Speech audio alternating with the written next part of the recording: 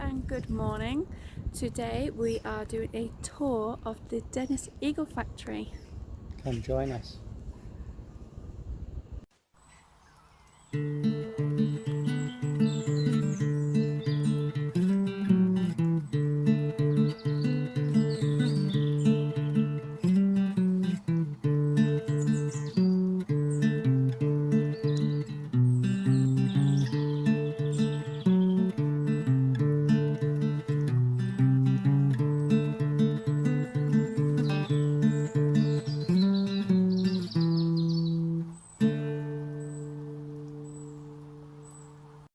Retro renovations do not go away.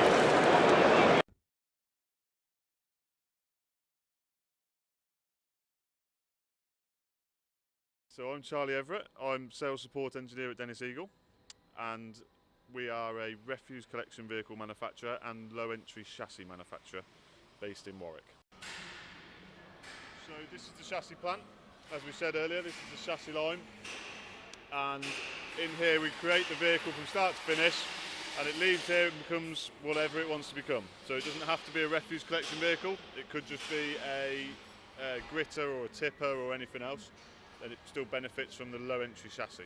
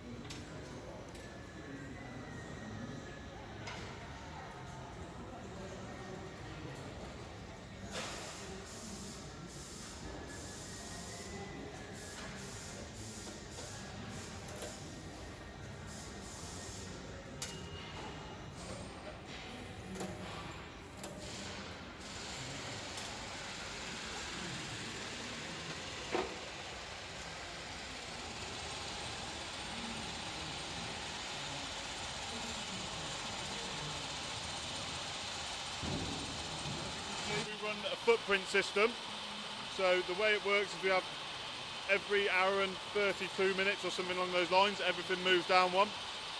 So this footprint here, you can see they're putting all the air system in, all the air lines for the brakes, the suspension, handbrake, everything else. And on the left hand side here, they're assembling the frame before it goes into paint, and then the line sort of travels down one footprint at a time. Move down a bit.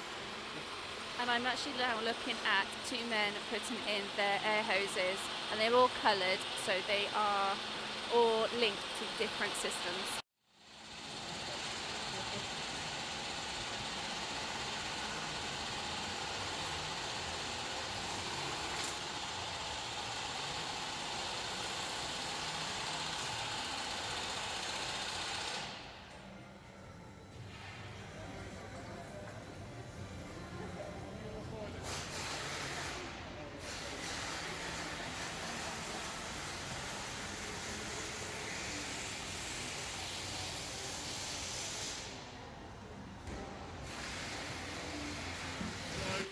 What they've just done here is fit the rear axles, and they've fitted all the electrical harnesses, and it's now starting to look a bit more like a truck. The next phase will be to put the engine and gearbox in, so we'll walk around the other side and see that being installed, okay?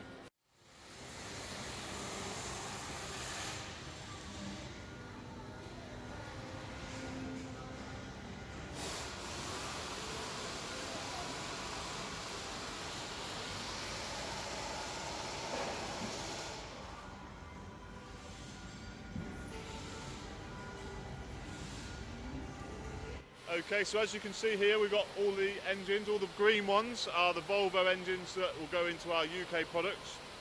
The black engines are the Renault engines that will go into our export market, into the European market. And then the red engines along the bottom are Cummins engines, and they'll be going to Australia.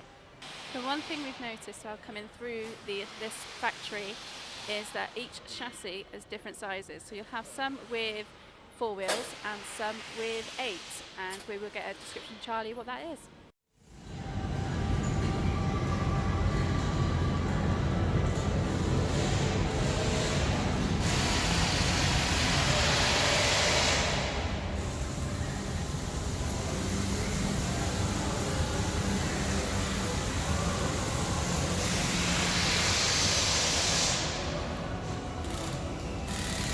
Okay, so next stage that we've got here is they're putting the engine and gearbox in, and then behind me here they're putting the cab on.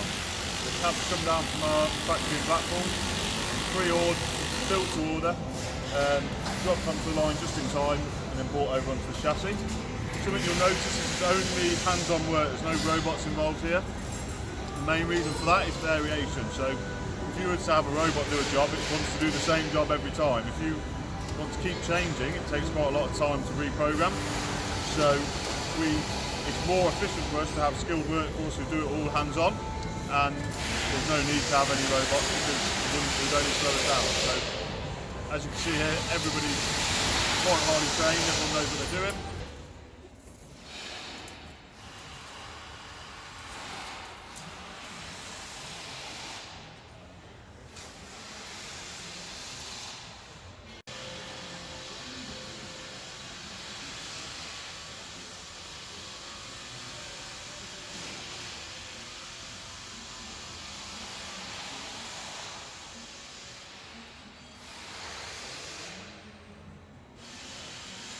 So here, this is where the truck gets started up for the very first time. So all of these pipes you can see coming down the ceiling, there's big tanks outside for fuel and AdBlue and coolant and all the other fluids that go into the truck.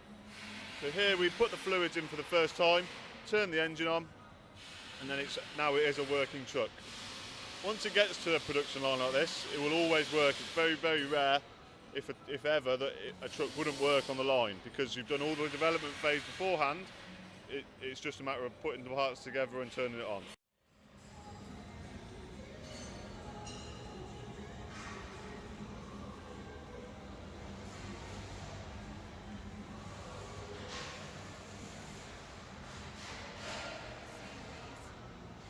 They're all the part numbers, and they will correspond to each part, and each key sheet that you have up there on the truck, that is then tells them what part they need. They will come here, get the part and fit them on.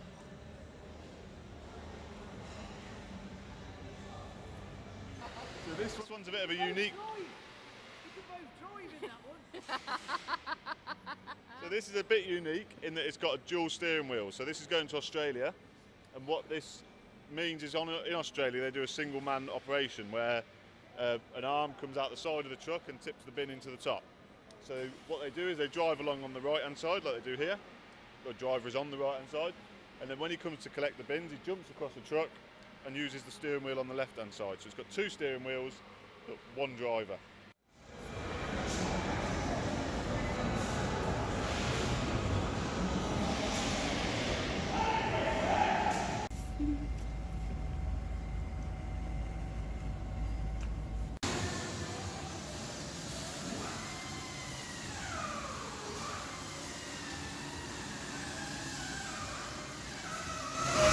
Down this side is the bodies, down this side is the tailgates. So the two together make up a refuse vehicle, so we need to have them built at the same time. You see here, is rather than everything being custom cut and custom welded together by measurements, it's all designed in a way that it goes together a bit like a Meccano set. So these tongues here on this piece match up with a groove over here. So you can bolt it together, you effectively hold it together and then weld it. It just creates a consistent process.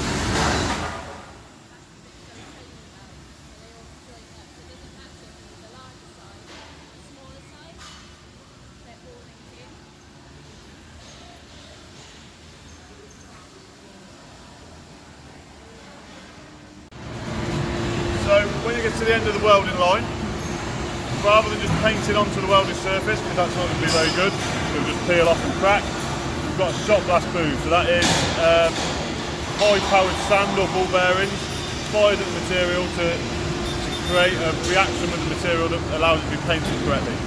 See, these bodies over behind me have not been painted or treated in any way, they've just been shot blasted, which has then allowed it to create like a fine sandpaper feel, which is great for being painted on.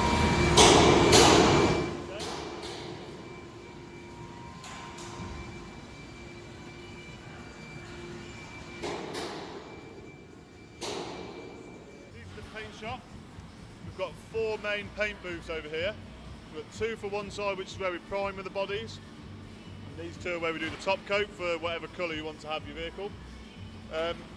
The way they work is like an extraction when you're painting, and then like a cooker or an oven when you're finished, and just bakes the paint on. It's the most efficient way and the safest way to do it. So as you see, they'll all come out looking this grey colour out of the primer booths. And when they go in there, they could be white, green, blue, whatever you want. And they can also be two colours as well. Yeah, you can have as many colours as you want. It just once it gets a bit more complicated, you have to think about how we're going to do that. But on the whole, most people have one or two colours, yeah.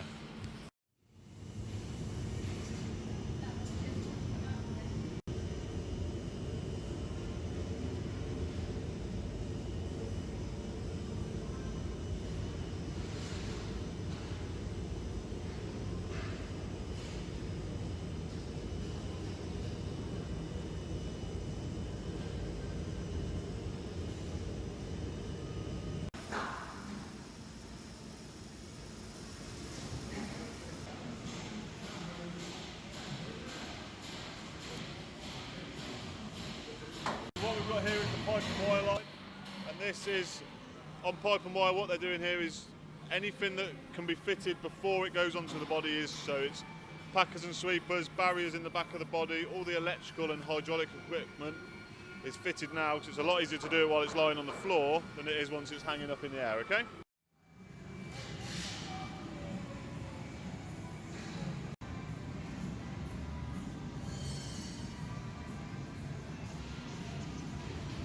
So we're now on to the mount line. So we take either an elite chassis or a non-elite chassis, depending on which one of those buildings it's come from, and it gets parked into this bay here. And then we take the body and the hopper off the bottom of the pipe and wire line, and it comes over here. Once the two meet up in this first footprint, this is when it first starts looking like a refuse collection vehicle. So the body goes on, and the tailgate goes onto the body, and then it starts on a line, then the same principle as everywhere else. Every hour and something, hour and 12 I think at the minute, or maybe a bit longer, it will move down. So the way a refuse collection vehicle works is all the rubbish goes in at the back, either by hand throwing bags in or by a bin lift picking up a bin. And then in here there's a packer and sweeper which scoops the rubbish up against a barrier which is inside the body. That barrier's got a pressure setting so that it knows what sort of waste is going in and what pressure that should be at. So every time you put compact rubbish against it, when it sees that pressure, for example, for general waste it's 500 kilograms per meters cubed, when you see that pressure it moves forward a little bit, so then it builds up again, and when it sees the pressure it keeps moving forward until it gets to the very front of the body, and when it's full you go to the tip, this whole tailgate lifts up in the air and all the rubbish just gets pushed out onto the floor. And obviously that's different weights for if you're carrying grass or garden waste. That's it, yeah. So depending on what waste stream's going through, you have a different pressure setting. So for grass and garden waste, you actually move the barrier all the way to the front and you don't compact it at all, because you can compact grass so tightly that you'd end up with all of it just at the back of the body and you'd risk overloading your axles. So for green waste, we move the barrier all the way to the front and we just loosely pack it in, and that's the most efficient and safest way to do it.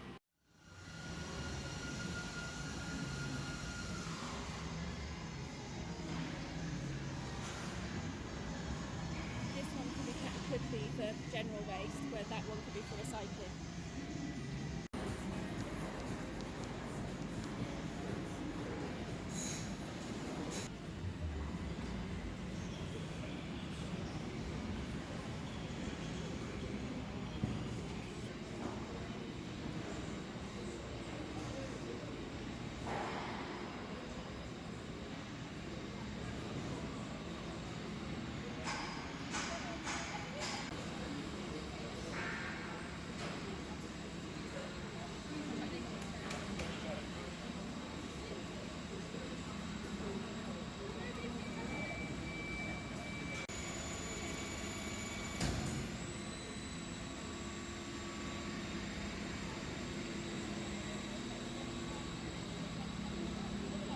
Once it gets to the end of the line, it's finished, goes over to PDI, where they do a pre-delivery inspection. That's what PDI stands for, which is we lift it up in the air, check all the bolts are tight, make sure everything's fitted that should be fitted. It goes on a 40-minute test drive, and then it's finished and off to the customer.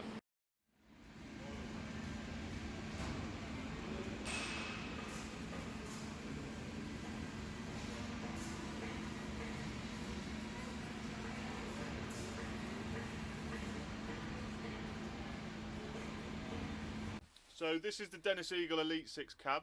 It's what's classed as a low entry, high visibility cab. So it's got the benefit of being low down, so crew getting in and out regularly. It's reduced risk of trips and falls. And it's also got the benefit of high visibility. So as you can see around us, there's not much areas around us we can't see. If you were to get inside one of these other big traditional HGVs, all of the area around the truck is invisible to the driver, and the risk of hitting cyclists and pedestrians is a lot higher. So by going to a high visibility cab like ours, it reduces the stress on the driver and makes them for a much safer use. So we're seeing these a lot in London. People are buying them to put tipper bodies on the back, or more recently councils such as Doncaster have bought gritters with snow ploughs mounted to the front, but it just makes for a safer truck. On the inside, you can see you can walk all the way through here, so the driver can get out of the passenger side without any obstruction in the way. Most traditional cabs have obstruction in the middle, so that's another benefit of our vehicle, is that you can walk straight through and out the other side. It's nice high open space, it's nice easy, lots of storage, lots of coat hooks, so the drivers tend to quite enjoy being inside them just because they're easy and they're built to work, built to last, so it's the benefit of the Elite 6. And then the refuse body on the back that we've seen is the Olympus refuse body.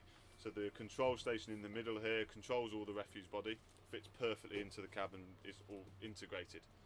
We do fit bodies to other people's chassis, and they work just as well. And it's comes down to sort of personal preference and application. But if we were to fit this into somebody else's chassis, it wouldn't be mounted as integrated as this, unfortunately, just because those cabs aren't built for the body like this one is. They're built for each other and match together perfectly. So how many people work here on site at Dennis Eagle? So on this site at Warwick, there's about 450 people, including the factory and the office staff. And then across the UK, I think we're at about 600 or 700 now, including all the service centres and our factory in Blackpool.